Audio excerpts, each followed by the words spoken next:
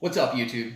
CHF here, not doing any coaching handheld football, but there was something really big that happened in the game today that I would be remiss if I didn't bring to my audience. So as you can see here on the side of the screen, where we're just going to leave it static, you will see that we now have a limit of 10 Pro Packs per day.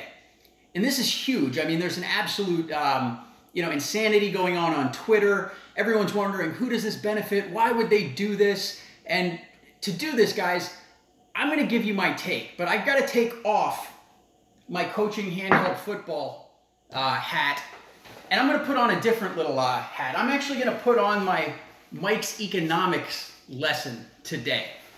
So in order to do this, guys, I'm going to really get ready for this, make it feel legitimate, and tell you why, in my mind, EA did this, how long it's going to last, what you should do about it, and just big picture, why this all matters and why they're doing something here. Because everyone is looking at it and thinking this is crazy. There's no logic behind it. There's no reason that EA would do something like this.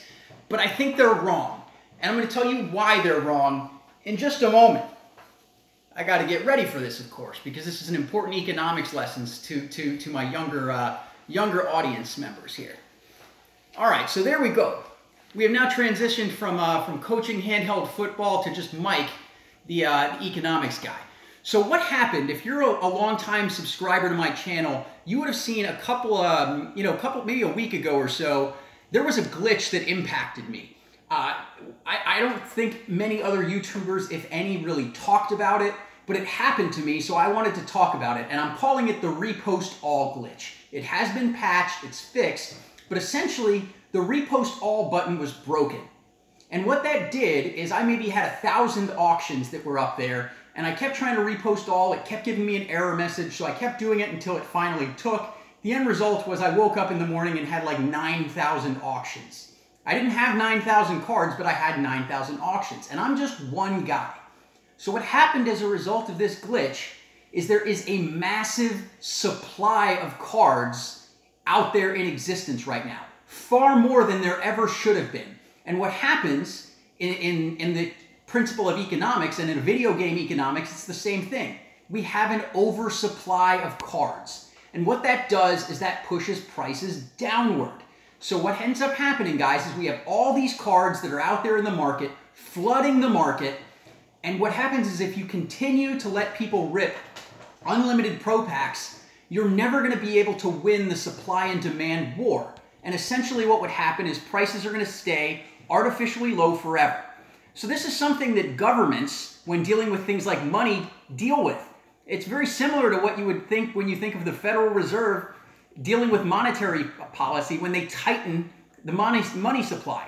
What EA is doing is limiting the number of auctionable cards until all of these cards that shouldn't be in existence are all bought up, turned into training points, used, and stabilized. Once they stabilize the market, they can get rid of the cap. But right now, we've got far more cards in existence than should be there.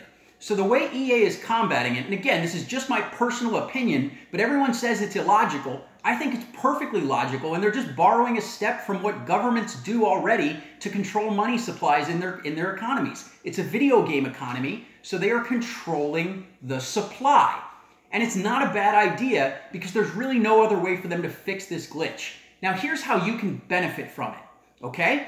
Because what's going to happen is I don't think EA wants this to be a permanent fix. If this is a permanent thing where they limit this, it's going to make a lot of people mad. And mad customers don't spend money, or they just straight up leave the game. So what I think EA is going to do is they're going to do this for maybe a couple weeks, maybe even a month, of tightly controlling the supply of cards to stabilize and get all those duplicated cards that never should have existed out of the market. Once that's done, they can resume normal operations. But if you have this flood of supply and you allow more supply to flood in, it's going to create a cycle where prices just keep dropping and nothing can ever change that. And that benefits nobody. Because you know who it benefits, actually? It benefits the coin sellers. And that's not what EA wants to benefit. So here's my advice to you guys. Don't panic. Don't quit the game. Just play normal. If you're watching my channel, chances are you really don't need to worry about cards because we focus on smart play calling and winning the game with skill and talent as opposed to just trying to get a super crazy overall team. You saw it in my video earlier tonight. I took out a 106 defense, only got stopped because of a fumble. So guys, here's what you do. Don't panic. If you want to open pro packs, open your 10 pro packs. Hang on to your cards. Prices are probably going to fluctuate and go a little while in the short term, but I would say hang in there, hang out for a week or two, maybe even 3 or 4, and I promise you, things will go back to normal. And in the end result, this is going to fix the oversupply problem. By limiting the supply, it's going to force more of those cards that were duplicated to go into the market. And instead of having the flood that you have now, they will slowly start to dwindle back to equilibrium. This has been an economics lesson instead of coaching handheld football. Mike, aka CHF, out.